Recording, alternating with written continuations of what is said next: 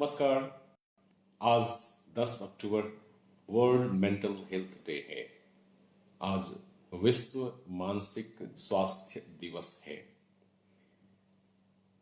आज की जरूरत क्यों पड़ती है? हम मानसिक स्वास्थ्य के लिए इतने चिंतित और गंभीर क्यों हो रहे हैं? इसका वजह काफी ऑब्वियस है, क्योंकि सारी जो शारीरिक बीमारियां हैं वो मानसिक बीमारियों यानी मानसिक स्ट्रेस जो है, तनाव का एक फल है। और इसके कारण से जो डैमेज हो रहा है, जो ह्यूमैनिटी नीचे जा रही है, यह आज बहुत चिंता का विषय है। तो आज मैं बताऊंगा आपको कि मानसिक स्वास्थ्य को कैसे अच्छा रखा जाए, क्योंकि करीब करीब हर घर में हर व्यक्ति आज इस परेशानी से जूझ रहा है, और जितना ही वो इसको ठीक करना चाहता है उतना ही इसमें फंसता चला जाता है। लोगों को पता तक नहीं चलता कभी कभी कि वो मानसिक बीमारी से गुजर रहे हैं, और उनका शरीर भी जवाब देने लगता है। तब तक भी विश्वास नहीं होता कि मुझे कुछ हो रहा है। सबसे बड़ा इसका जो नेगेटिव पहलू हो वही है, क्योंकि लोगों को पता ही नहीं चलता कि वो बीमार हैं।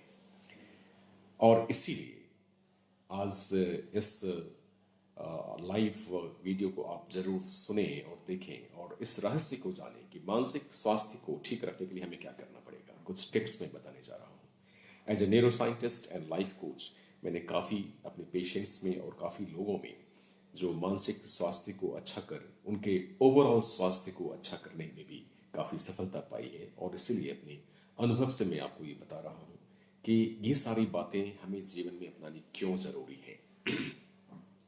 पहले यह है कि हम माइंड को कंट्रोल करने की बात ही क्यों सोचते हैं? क्यों हम दूसरे ऑर्गन्स को कंट्रोल करने की बात नहीं सोचते, हार्ट को कंट्रोल नहीं करते?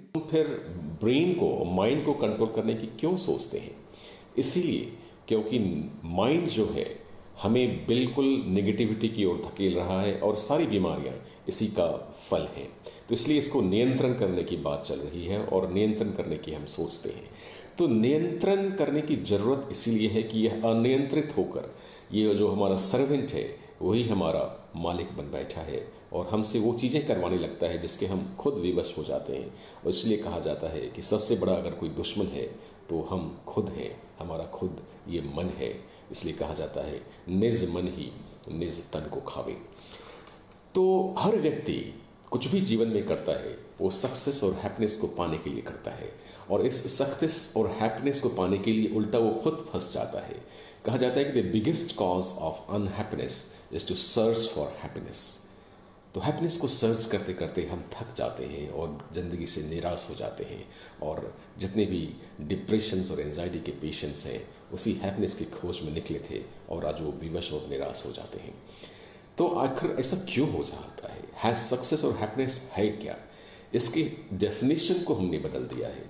जो सामूहिक मानसिकता है वो यही सोचती है कि सक्सेस और हैप्पीनेस कुछ पा लेने में है, कुछ एक मटेरियल गेन जिसको हम दिखा सकें, दुनिया जो देख सके, वही सक्सेस और हैप्पीनेस है। और जो इसे पा लेते हैं वो कहीं भी हैप्पीनेस के आसपास नहीं ठहरते। बहुत कम लोग हैं जिसके पास सब कुछ है फिर भी वो खुश हों, ऐसा नहीं है। वो लोग सबसे ज़्यादा दुखी हैं। तो जो लोग पा लेने के बाद भी जब दुखी रहते हैं तब और निराश हो जाते हैं कि आखिर जीवन में करना क्या चाहिए खुशी और सफलता को पाने के लिए। जो डेफिनेशन ऑफ सक्सेस और हैप्पीनेस है वही जो बदल गई है, वही इस बीमारी का सबसे बड़ा कारण हो गया है। तो सबसे बड़ा सक्सेस और हैप्पीनेस यह है कि हम अपने अंदर के स्वरूप को मैक्सिमम रियलाइज कर पाएँ और दुनिया को दे पाएँ जिसके लिए हम आए हैं। तो दे पाने में ही सबसे ज़्यादा खुशी है, और अपने आप के अंदर की गुणों को जान पाने और दुनिया के लिए इसका प्रयोग करना ही सफलता है। इसे बहुत कम लोग समझ पाते हैं। तो माइंड का जो इंटेलिजेंस है वह तो हम पढ़ लिख करके इधर उधर से देख करके आजकल हमारी इंटेलिजेंस बहुत बढ़ गई है, लेकिन जो ट्रू इंटेलिजेंस है जो हमें विश्व से कनेक्ट करता है वो है हार्ट इंटेलिजेंस। जो दिमाग से दिल तक की यात्रा, जीवन जो है दिमाग से दिल तक की यात्रा है। जब हमारा इंटेलिजेंस विश्व से जुड़ता है तब हम इस हार्ट के इंटेलिजेंस में होते हैं। हमारा दिल जो महसूस करता है आखिर वही सत्य होता है। और जो व्यक्ति माइंड की आवाज़ को नकार कर दिल की आवाज़ को सुनना सीख लेता है, वही दुनिया में खुशी और सफल हो पाता है। तो प्रॉब्लम यह है कि हम आइडियली हम क्या हैं? वी आर नथिंगनेस से आए हैं और नथिंगनेस में चले जाते हैं। We are nothing, but problem arises we want to become something. जब कुछ थिंग बनना चाहते हैं, जबकि जो ओरिजिनलिटी है वो शून्य है, वही प्रॉब्लम खड़ी हो जाती है। हम कुछ बनना चाहते हैं, हमें नहीं पता कि हम ऑलरेडी सब कुछ हैं। हमारे अंदर वो सारे ज्ञान हैं, हमारे अंदर वो सारी जो गुण हैं वो छिपे हुए हैं, वो हमें नहीं पता होते हैं। तो इसको जानने के लिए कुछ टिप्स मैं बताने जा रहा हूँ कि खुशी फिर आखिर कैसे हो, कैसे लोग सफल महसूस करें, कैसे खुश महसूस करें। उसके लिए फर्स्ट चीज़ जो है वो ये जानना है कि we are not this body, we are not this mind. This body and mind is our instrument of expression of our intelligence which we essentially are। मतलब हम वस्तुतः एक अनंत तेज हैं जो इस शरीर में आए हैं, और माइंड हमारा एक इंस्ट्रूमेंट है जो इस तेज को दुनिया में अपने गुणों को दिखाने के लिए, प्रयोग के लिए दिया गया है। तो माइंड एक सर्वेंट है, एक इंस्ट्रूमेंट है जिसका यूज कर हम दुनिया को वो देते हैं जिसके लिए हम आए हैं। जब तक इस सिद्धांत से हम अपने आप को जोड़ेंगे नहीं, जब हम अंतः मन में इसे नहीं संभालेंगे कि we are not this body, we are not this mind, we are essentially an infinite intelligence, वस्तुतः हम एक अनंत तेज हैं, तब तक जैसे ही हम अटैच होंगे अपनी बॉडी से और माइंड से, तो शारीरिक और मानसिक बीमारी हमारी होगी। हम बोलेंगे हम बीमार हैं, मैं बीमार हूँ। वस्तुतः आप बीमार नहीं हैं, आपका शरीर बीमार है, आपका मन बीमार है। आप बीमार हो ही नहीं सकते। You are complete as soon as you are born. As soon as you are born you are rich, you are complete, you are full. उसी फुलनेस को, उसी कंप्लीटनेस को दिखाने के लिए हम यहाँ आते हैं। तो जब तक इस ट्रुथ से हम जुड़ जाते हैं, तब माइंड कंट्रोल में आ जाता है। मतलब माइंड जो है फिर काम नहीं करता, और माइंड को इस तरह से कंट्रोल करने के लिए, मतलब माइंडलेसनेस की स्थिति में जाने के लिए, ताकि हम अपने हार्ट के इंटेलिजेंस से जुड़ पाएं, कुछ स्टेप्स मैं आपको बताने जा रहा हूं। उसे आप ध्यान से सुनिए और जीवन में अपनाइए, जिसको मैं काफ़ी पेशेंस में करवा के काफ़ी बीमारियां मैं ठीक कर पाया हूं। और first of that technique is breathing, सांस लेना। तो वस्तुतः बहुत लोग सांस लेना ही भूल गए हैं। जिसके साथ वो पैदा हुए थे वही करना भूल गए हैं। आप लोगों में देखिएगा कि उसकी सांस की गति करीब 25 से 30 चल रही होती है। वो इसलिए इसके लिए कभी कभी अनुभव भी नहीं करते, और वो उनका जो ब्रीदिंग रेट है वो काफ़ी हाई होता है। और ब्रीदिंग रेट जो है वो हमारे माइंड की गति के प्रोपोर्शनल होता है। जितना माइंड तेज चलेगा उतना आपका सांस भी तेज चलेगा। तो माइंड को कंट्रोल करना हो, माइंड को स्लो डाउन करना हो, तो अपनी सांस की गति को स्लो करिए। और सांस की गति को स्लो करने का जो तरीका है वह गहरी सांस लेना और छोड़ना। जो भी प्राणायाम है वो बात की चीज़ है। पहला चीज़ है कि श्वास को आप कितना धीमी और कितना गहरी ले पा रहे हैं। जब भी याद हो जीवन में, जब भी दिन में कुछ आप अवेयर हो जाएं, तो अपने इस इंटेलिजेंस से जुड़ने के लिए लंबी और गहरी सांस लें, तो आपका माइंड का जो मोमेंटम है वो रुक जाएगा।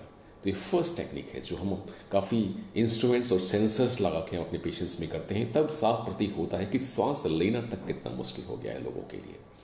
तो first technique is correct breathing. Second है फूड अवेयरनेस।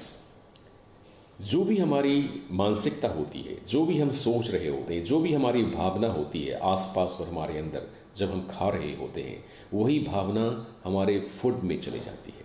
आपको नहीं पता होगा कि वाटर की जो मेमोरी है वो हमारी भावनाओं की मेमोरी हो जाती है। ऐसा काफ़ी एक्सपेरिमेंट्स करके हमने प्रूव कर दिया है कि जो खाने में जो क्वालिटी जा रही है, जो एनर्जी जा रही है, वो आपकी सोच है, आपके आसपास के लोगों की भावनाएं हैं। इसलिए आप क्या खा रहे हैं वह तो महत्वपूर्ण है, इससे भी ज़्यादा महत्वपूर्ण यह है कि किस परिप्रेक्ष्य में खा रहे हैं, आसपास का माहौल कैसा है। इसलिए फास्ट फूड को डेंजरस इसलिए नहीं कहा जाता है कि उसमें कार्बोहाइड्रेट हाई है तो है, सॉल्ट हाई होता है, शुगर हाई होता है। इसलिए कहा जाता है कि वहाँ के आसपास लोगों का जितनी भी परिप्रेक्ष्य है वो माहौल उतना अच्छा नहीं होता और आप उसकी मेमोरी को भी अपने अंदर लेते हैं और इस पंच तत्व से आप जुड़ते हैं इस खाने से। तो खाते समय उसके हर मॉलिक्यूल को धन्यवाद देना पड़ता है। इस पंच तत्व में हम फिर से मिल रहे हैं। Hunger is the hunger to merge in that 5 elements from which you are made of. इसलिए हमें भूख लगती है। वो भूख हमारे पंच तत्वों में मिलने का एक हमारी भूख होती है। इसलिए food is very important and what you are feeling during the food is more important that what you are eating. ये जानना बहुत ज़रूरी है। Third is relationship. मैं जो भी बता रहा हूँ, जो डेली आप महसूस करते हो, उसी में टेक्निक्स, को स्पेशल टेक्निक्स नहीं है, आपको जस्ट अवेयर होना है कि relationship, you are only in relation to something और समबॉडी। आप कुछ भी हो तो किसी के संबंध में ही हो। तो आप किसी के संबंध में कितने अच्छे हो रहे हो, इस पर यह डिपेंड करता है कि उस संबंध की जो जिम्मेदारी है वो आप कितना निभा रहे हो। उसको आप अच्छी तरह से निभाएंगे तो आप अपने आप को ही रियलाइज कर पाएंगे कि आप कौन हैं और आप और क्या बन सकते हैं। आप कुछ भी बन सकते हैं, वो किसी के संबंध में ही बन सकते हैं। इसलिए रिलेशनशिप को जानना बहुत ज़रूरी है कि आप क्या बन रहे हैं और आपकी लाइफ वही होती है जो आप डेली बन रहे होते हैं। और नेक्स्ट टेक्निक है कि आपके जीवन में गोल तो होना चाहिए, आपको क्या बनना है वो आप जानते हैं, लेकिन हो सकता है कि आप उससे भी ज़्यादा अच्छे हो सकते हो। लेकिन एक जानना जरूरी है कि आपको क्या बनना है। आपको प्रतिदिन आपने कितना अचीव किया वो ज़्यादा जरूरी है जानना, ताकि जीवन में क्या बनना है उससे ज़्यादा इंपॉर्टेंट है कि आज अभी मैंने कितना अच्छा बिताया और कितनी अपनी एनर्जी इस दुनिया को दी। तो आज इस वक्त में कितना सफल हो पाया, वही छोटी सफलता मिलते मिलते फिर बड़ी सफलता हो जाती है। आज अगर हम और अभी अगर हम फेल हो गए तो जीवन में सफलता नहीं हासिल हो सकती। इसलिए आज पर ध्यान दीजिए और अभी पर ध्यान दीजिए। और लास्ट में जो टेक्निक है, जो टिप्स है मैं आपको दे रहा हूँ कि वो जो आपका धर्म है वही आपका कर्म होना चाहिए। जिसके लिए आप दुनिया में आए हो, जो क्वालिटी आपको दी गई है, क्या आप उसे एक्सप्रेस कर पा रहे हैं? अगर आप उसे एक्सप्रेस नहीं कर पा रहे हैं तो जीवन में खुशी और सफलता आपको नहीं मिल सकती, आपको धन भी नहीं मिल सकता। जब आपका धर्म आपका कर्म हो जाता है, जिसके लिए आप बने हैं वो दुनिया को देने लगते हैं, तभी आप जीवन में सफल और स्वस्थ हो पाएंगे। तो विश्व मानसिक स्वास्थ्य दिवस पर ये कुछ टेक्निक्स जो मैंने आपको बताए हैं, इसे अगर आप जीवन में अपनाएंगे तो हर व्यक्ति खुश हो सकता है, हर व्यक्ति स्वस्थ हो सकता है और तभी आज का जो हमारा उद्देश्य है वो हर व्यक्ति स्वस्थ हो और खुश हो, हम पूरा कर पाएंगे। धन्यवाद आपका बहुत बहुत। आपके जीवन के सुखी और स्वस्थ जीवन की मैं कामना करता हूँ। धन्यवाद।